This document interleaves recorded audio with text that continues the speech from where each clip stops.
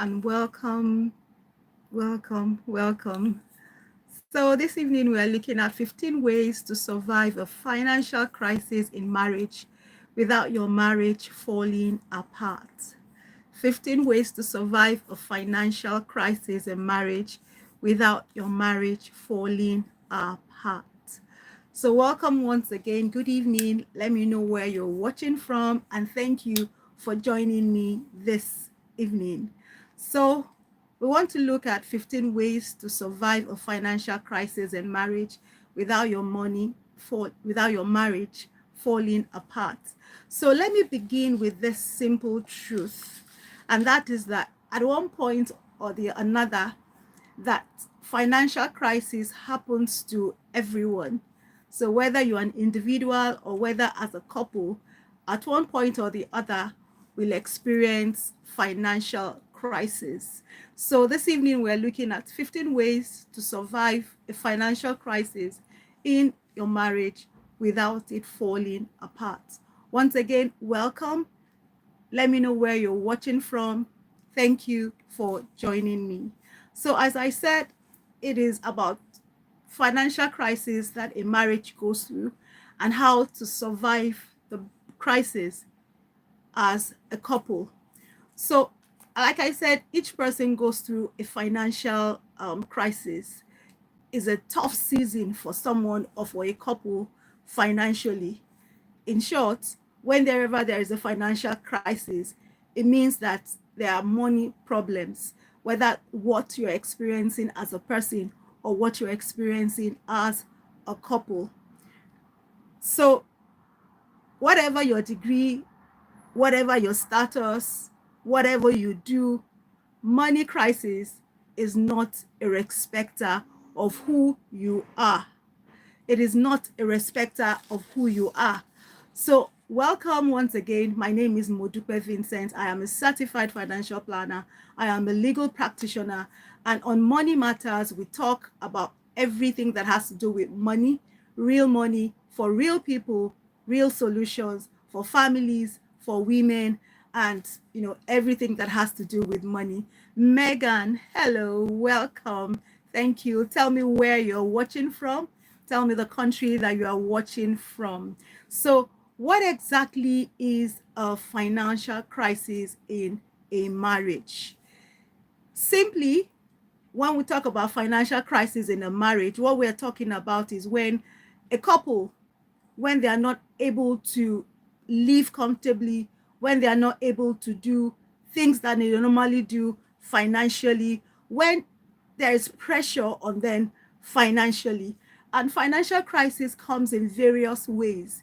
It comes in various ways. Oh, thank you so much, Megan. You're watching me from Canada. Thank you for giving me your time. I welcome you. So financial crisis comes in various ways. It may appear as one couple, one of the spouses losing his or her job. It may come as your business, failing. It may come as an unexpected expense or an emergency.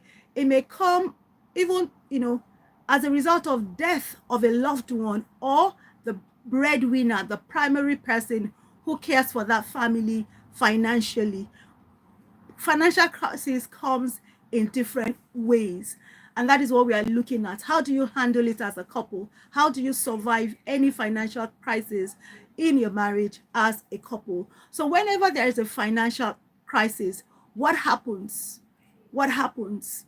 How do you know that there is a financial crisis in a family? Very wise and intriguing words. Thank you so much, Megan. So what happens? What it usually begins, as it comes in different forms. Let me put it that way. And what happens is that when there is a crisis financially, it begins to affect the couple. One, in the way they communicate. It affects their communication.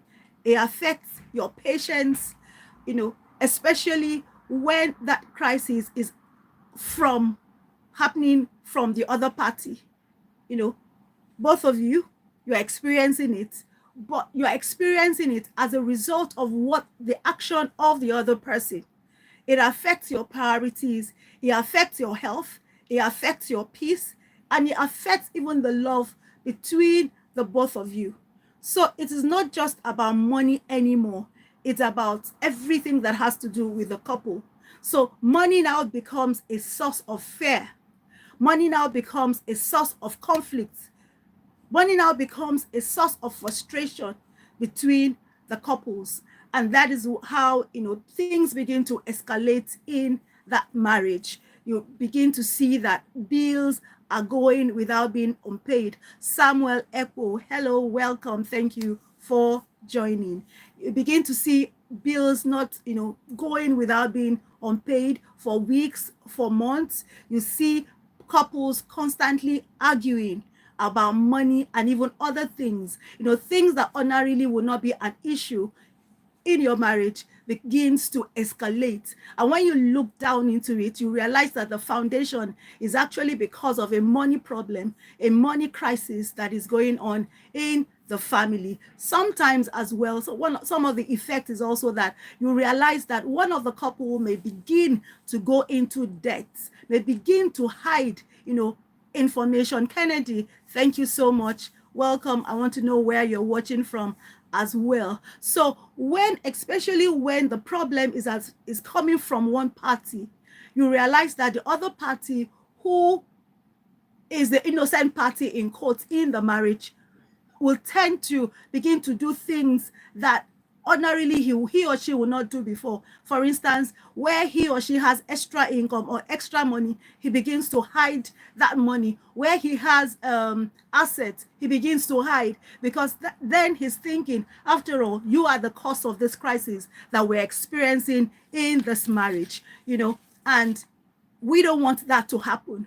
We don't want that money crisis to affect the unity in that marriage. So what are the 15 ways that we can, points that we're talking about this evening, that will help our marriages to, stand, that will ensure that our marriages does not fall apart as a result of this marriage crisis? I have 15 points here, and I'm going to be listing them and explaining them one after the other. So the very first thing, the very first way we should handle this financial crisis is, number one, for us as a couple to stay united.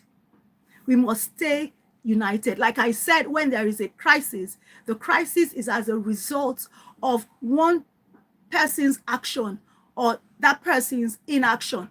I said it might occur as a result of a loss of a job, or it could mean that one of the parties did a savings or an investment that went bad, and then putting the family in problems. So the first thing is that you must learn to stay united.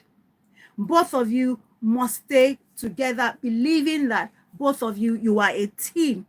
The crisis period is not a time for both of you to be trading blames. It's not a time for you to be fighting each other. It is a time for you to stay united, to stay together, and resolve the thing as a team, as a couple. So this mindset is the foundation for any couple who wants to survive a financial crisis together. So the second thing, or the second way by which you should handle any financial crisis, number two, is that you must have a conversation. Have a conversation, and during that conversation, you need to be honest with each other. You need to be open with each other. One thing we must realize is that anywhere there is secret in a marriage, that secret tends to kill trust.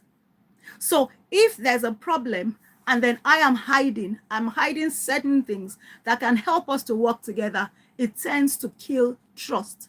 And what we are looking at is that to ensure that that marriage doesn't fall apart as a result of that crisis. So it's important that both of us, especially that person that has caused that crisis, to lay everything out.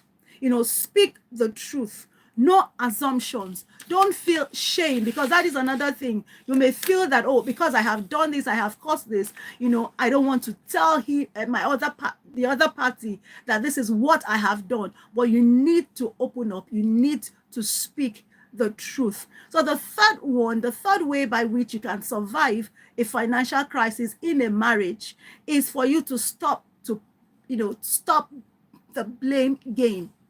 Like I said, it is usually as a result of an inaction or action of the other one party. So what happens, what I see in my profession is that you see the innocent party trading blame and blaming the other party who has caused it, saying that, well, if not because of you, we wouldn't have been in this situation. If not because of you, this and that wouldn't have happened. This is not the time for us to blame each other. It has happened and it has happened. We have to move forward. And these are steps that we must do. You must learn to forgive that person, especially if it's as a result of the person's, lack of discretion in handling the money matter. We need to forgive.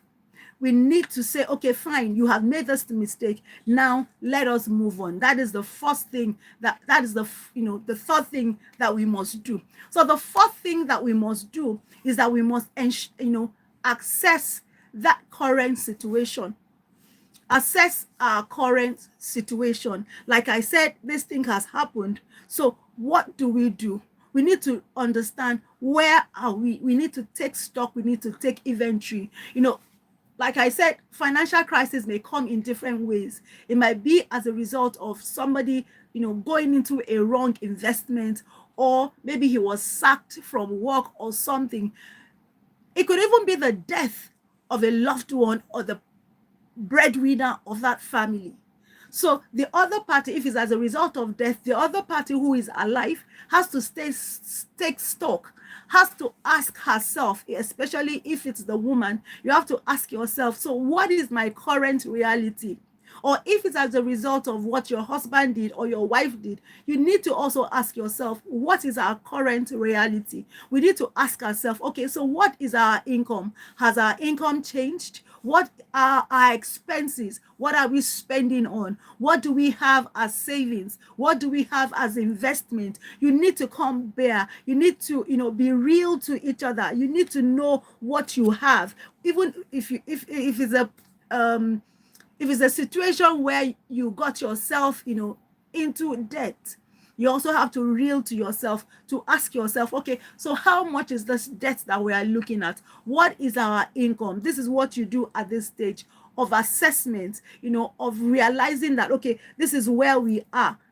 Except you come through, except you, put things down, you cannot have a clear understanding. You cannot have a clear, you cannot know where you are. And if you don't know where you are, you cannot move forward. You cannot decide that this is how you're going to go, this is what you're going to move with, because you don't have the necessary information to help you move forward. And then the fifth thing that you must do, the fifth way that you must handle, a financial crisis in your marriage, is that you must create an emergency budget.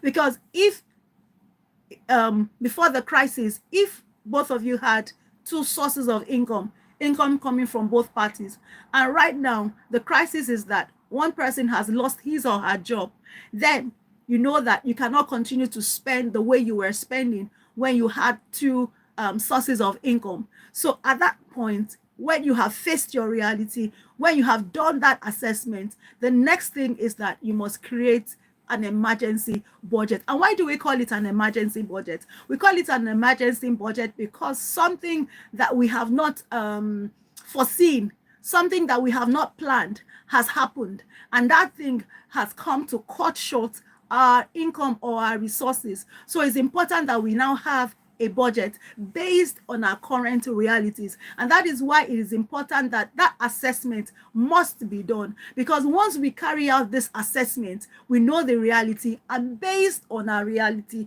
we're able to budget. And what is that budget that we're doing? It is simply our spending plan.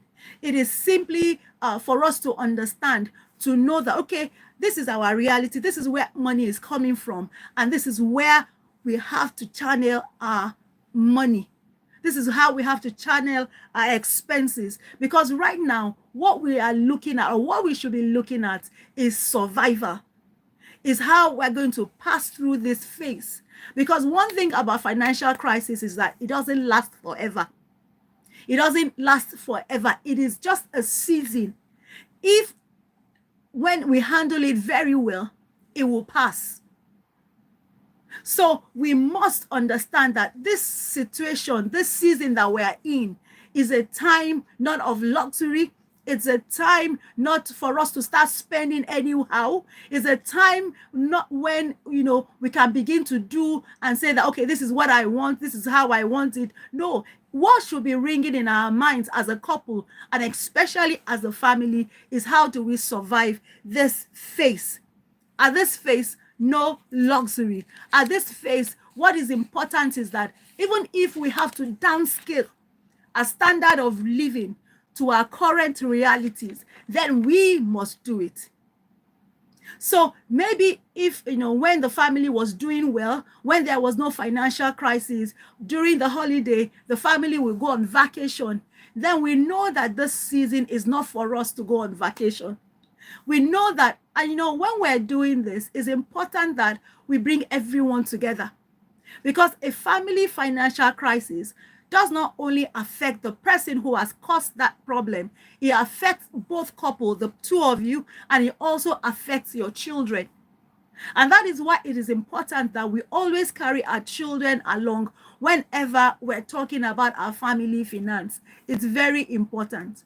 And I usually would tell people that I work with that family finances is not just about you and your husband, it's about the children. And we, tell people how to go about it, teaching those children using age appropriate, skills or methods for them to understand. So if you have to downgrade your standard of living, you have to. If you have to change your children's school at this point, you have to. These decisions are temporary.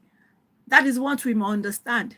These decisions that we're taking in order to survive this current reality, they are temporal, but they are necessary steps that we need to take. So please, if you are gaining value, I want to ask you to please do something for me. Please subscribe to this channel.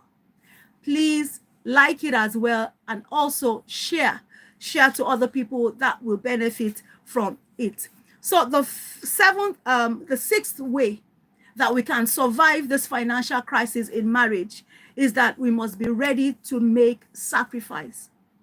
Like I said, it is just close to one of the things that I said, number 5, which is that we should create an emergency budget. And one of the reasons where we are creating this budget, as I have said, is to help us to maximize, the income that we have at that particular time. So both couples, including the children, should also be ready to make sacrifices. Don't forget that the level of sacrifice you will make will be dependent on the level of the financial crisis that the family is in. Financial crisis varies. Some may be just be mild. Some financial crisis may be, moderate, while others may be a serious one. It may be something that has happened that, there is nothing left anymore. Imagine where the breadwinner of the family dies. You can imagine that, and maybe the other party, especially if it is a woman, she's not working. You can imagine that the gravity of that financial crisis will be more than where it is just that a person, one of the partner was laid off. So, like I said, the level of sacrifice that you make will be dependent on the gravity of the financial crisis that family is experiencing at that time. But remember that the decisions that you are making, they are necessary, like I have said, but these decisions are also temporal. So the 7th one I'm going to look at, 7th way of handling a financial crisis, is to try to find extra income. Because where there is a financial crisis, it means that something has gone wrong. It means that the things that you were able to do before the time of that financial crisis, you can no longer do it. Because either the income is no longer available, or it has been, reduced into half, or is even non-existent. So it is important that as a couple, you begin to look for extra ways of making it. Let me say at this point, please, that if you are here, you are watching, or you're going to be watching later, and you have just one source of income, it is as good as not having a source of income. Remember what happened during the COVID-19 period. It was something that a lot of people did not plan for. A lot of people realized that because they were not paid, they couldn't go to work, they were not paid. And because they were not paid just for 1 month, we realized how people began, it was a period that revealed a lot of things. And I want you to look back and, just look at your situation at that period. How was that period for you? If you are somebody that just had, an active income, that you only get paid when you work, that should be a lesson for us today, and for us to be able to plan, and for us to know that having just one source of income can no longer cut it in this time and age.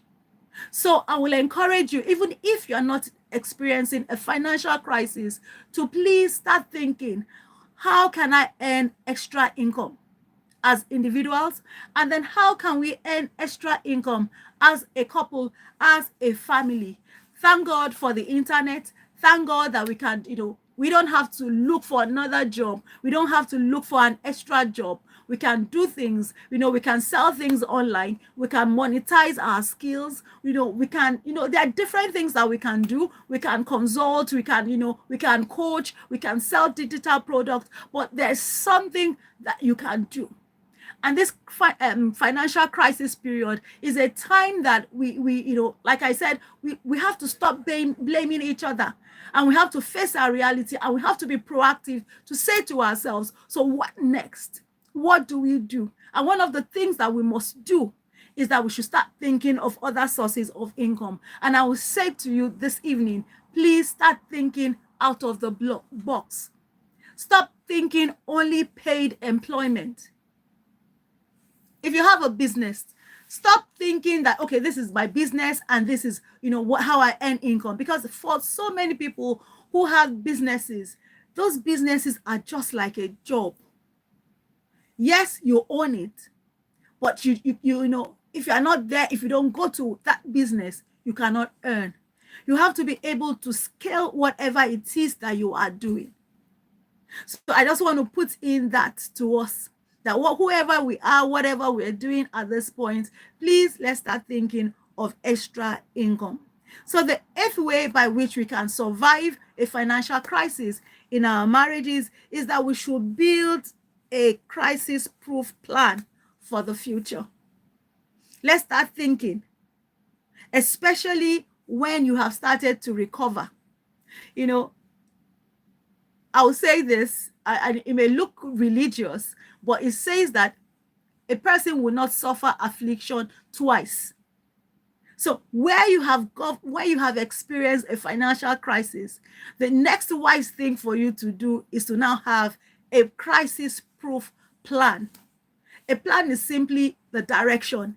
It is simply a roadmap. So how do we now navigate in the event that something like this may happen? During the COVID-19 period, I keep using that as an example. I learned some things, and because of that, I became proactive and said, okay, so what is the next thing? What if something like this should happen again? Is it going to affect my income? Is it going to affect what we do as a family? So you need to start thinking and you build a crisis-proof plan for the future. And I want us to take this seriously, even if we're not experiencing a financial crisis right now. Let us think that, okay, what plan do we have for the end of the year? What plan do we have for the next 1 year? What plan do we have for the next 5 years? What plan do we have for the next 2 years? Begin to create a plan. That what if this happens? What if that happens? Right? So start saving, start investing gradually. That is one thing you can do to start thinking of, to start building a financial crisis future, that plan.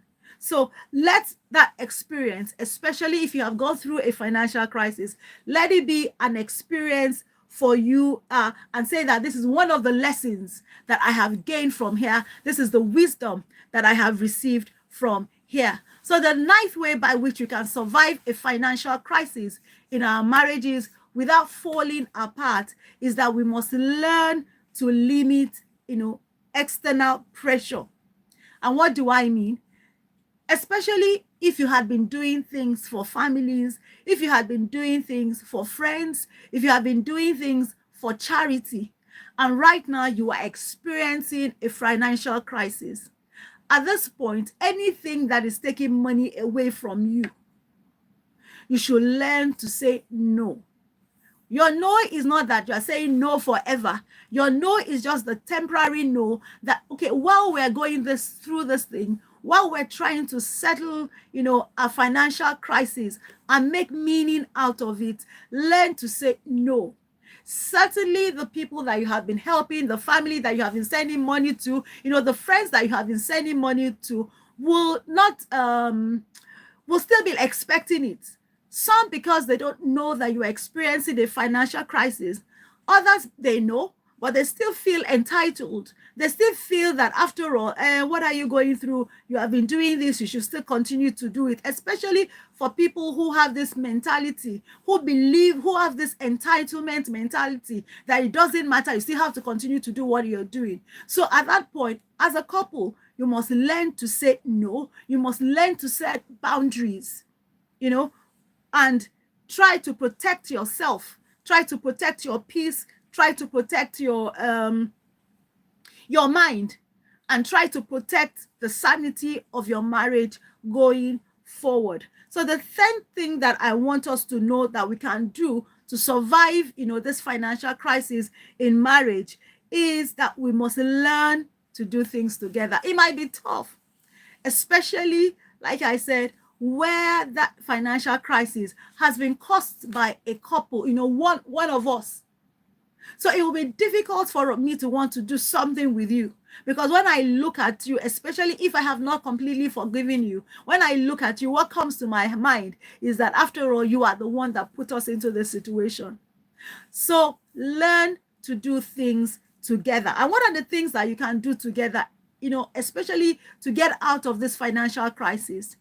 Just like you're watching me, you can decide to call either your husband or your wife and say, look, let us learn. Let us listen to money podcasts. Let us watch Money Matters on YouTube. Let us take courses together that will help us to sharpen our financial, intelligence, that will help us. Because one thing is that when you are experiencing this financial crisis, both of you must be on the same level financially. You must be on the same level. You cannot continue to do some, things separately or as individuals, because what we're talking about is the family finance. What we're talking about is the crisis that we're experiencing as a couple. So we must learn to be on the same page. So we must, at that point, when we said you must have a budget, an emergency kind of budget, you must at the same time have a vision together. Talk about it. How are we going to come out of this mess that we currently find ourselves in? Is it that when I talked about having an extra source of income, who is going to take the extra source of income? Because you also need to consider your family situation. Do we have little children? Can I go out as a woman if I am not working? Can I go out and get employment? Who then will look after the children? You need to do things together. You need to talk together. You need to communicate. You need to share ideas. And you need to weigh those ideas, not selfishly though. And then you come up with a vision. We come up with goals and say, okay, what do we do? How do we handle this thing? How do we, that is doing things together. And then at the same time, also doing things together is you celebrating little wins. Maybe you have started on that journey and then you are doing things and you see that you have been able to do something. Maybe you had like a debt. The crisis may be that you are in financial debt. right now, and then maybe you are owing something, maybe like a $1,000 or 1,000 pounds, or even like 100,000 naira, and then you see that you have paid off something. It could be 5,000, it could be 10,000. It is a small win. As a couple, learn to appreciate. And then especially for the couple who has caused that problem, I mean the partner who has caused that problem, and then you see maybe your wife or your husband sacrificing, you must learn to appreciate that person. You must learn to say, oh, thank you for what you're doing. Oh, thank you for the sacrifice. Oh, thank you for what you are doing. Thank you for that you are doing. So I want to hear from you. I want to read in the comments, in the chat. Have you experienced any, and what have you done? Or have you seen somebody who experienced, a financial crisis, and how did they resolve it? How did they handle it? Don't forget that this life is an interactive session. It is not just for me to talk. I may take the lead, yes, but I also want to share from your experiences as well, either from something you have seen or something that you yourself have experienced. Okay, thank you. If you are still on till this time, Megan, Samuel, Kennedy, thank you. I see your comment. Thank you so much. And the 11th way by which you can survive a financial crisis in a marriage is to seek help if needed.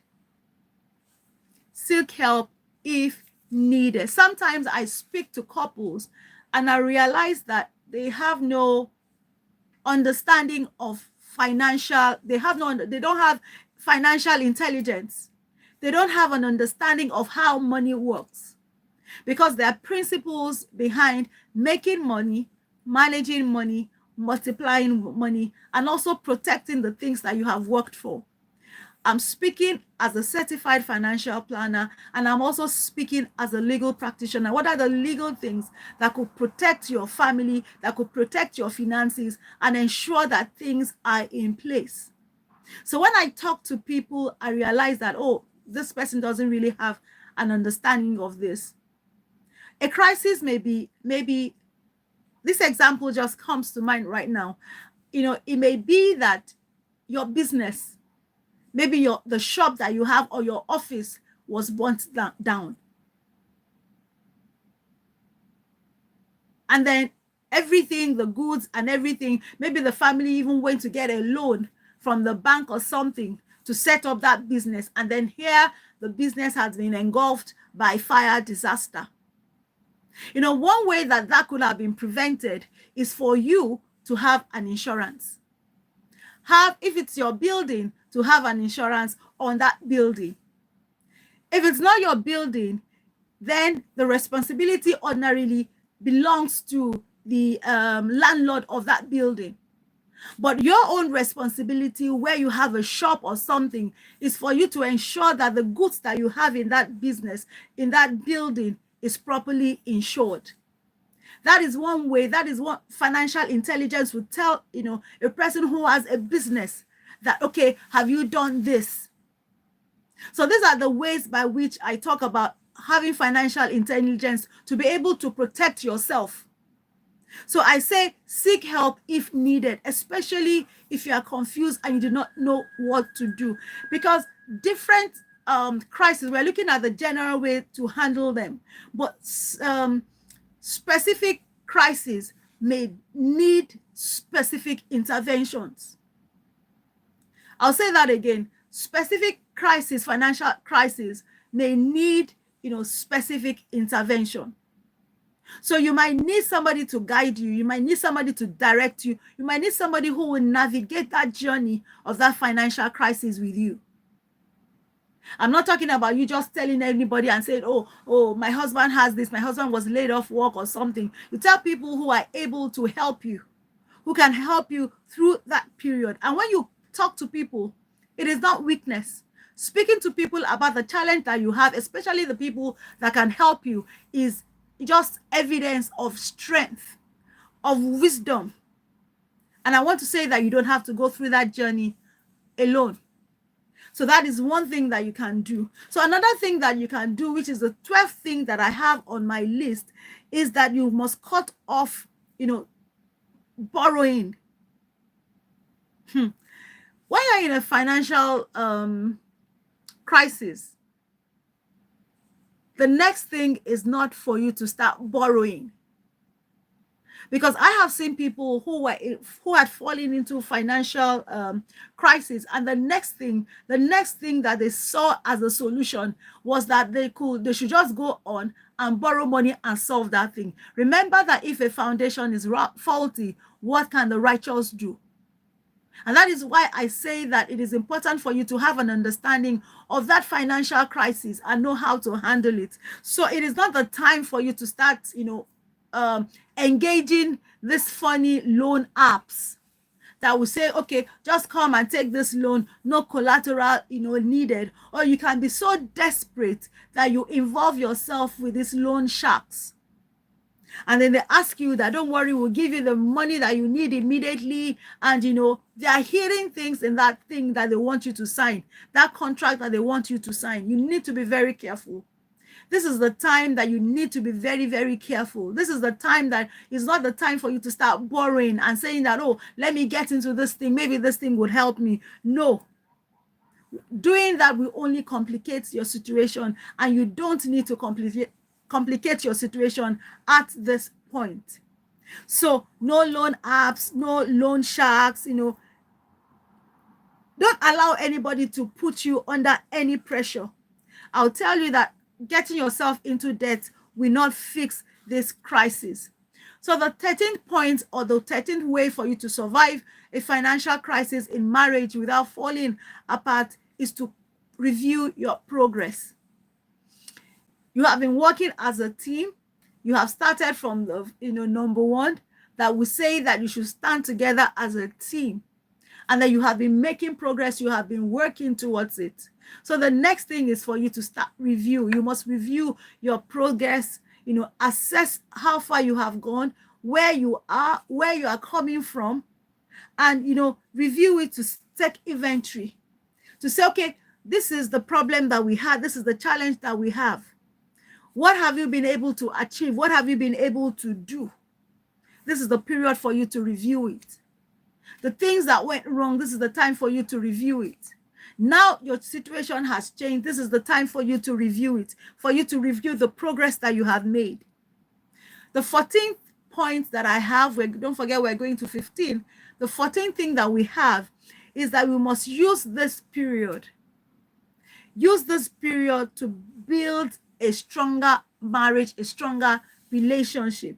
It may be a marriage, it may be a relationship, but this is a time, because one thing that money can do, money can either put you apart or money can bring you together.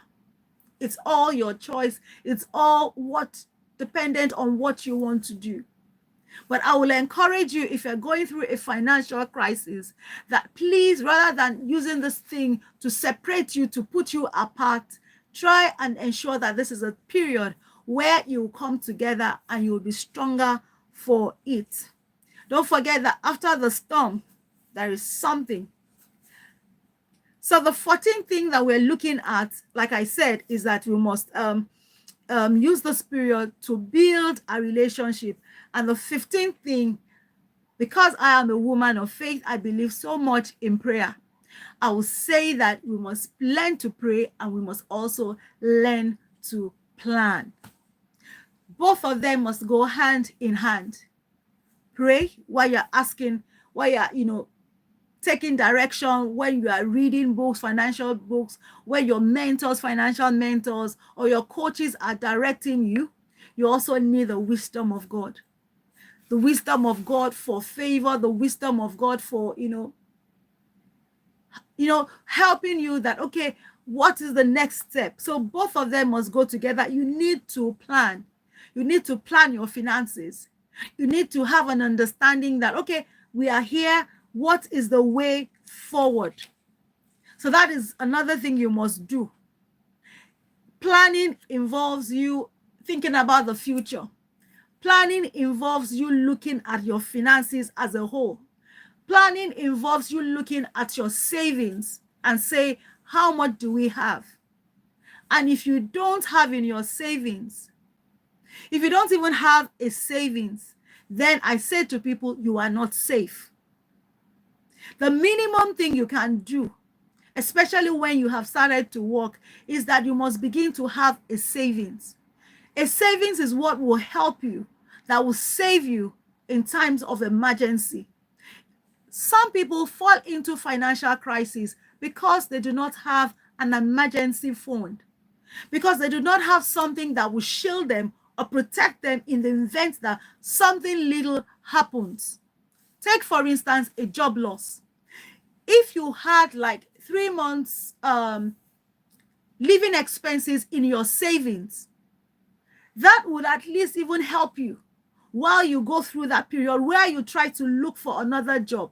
But imagine you have been laid off, nothing else, and you have to live, you have to survive, you have to put food on the table. That is where you see people running to take, loans. That is where you see people, taking credits on, for things ordinarily, asking the landlord for extension, asking your children's principal or the head mistresses, please give us some time.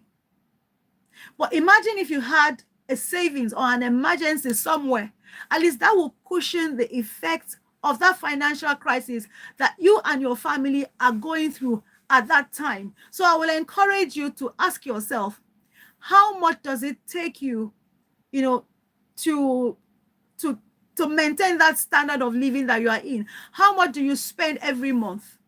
How much do you spend on food? How much do you spend on transport? That is your living expense. So try to know what it is, and as much as possible, try to have at least a 3 months, living expense somewhere, kept somewhere. That is what we call the emergency fund. So you need to plan. As you're planning, think about the emergency fund. Think about your investments. Think about how money flows to you and how money flows out from you. So I'm here to help you to walk this journey. You don't have to walk it alone. The crisis in a financial crisis in a marriage should not be the end of that marriage. It shouldn't be. But I've seen it, a few times. Let me use that word. Let me be conservative. I've seen it a few times when people bring matters to me in court. And you see that the fundamental problem with this marriage, where one party has come to court and say, look, I want to dissolve this marriage. I want this marriage to end. And then sometimes they begin to bring up issues from as far back as 10 years, 5 years, marriages of 30 years, marriages of 20-something years, all because of a financial crisis that started in the family that was not properly handled. It has now escalated, because one thing is that when there is a financial crisis that is not properly handled, it tends to affect other things in the marriage.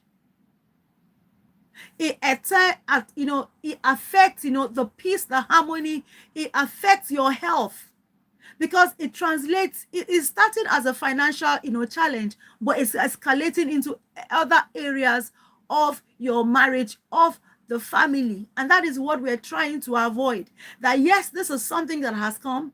I see it as something that is temporal if we know what to do. And this financial crisis should not make our family to fall apart. So I appeal to you. You might be facing this challenge at this point, but I'm saying that it doesn't have to be the end of your marriage. There is hope.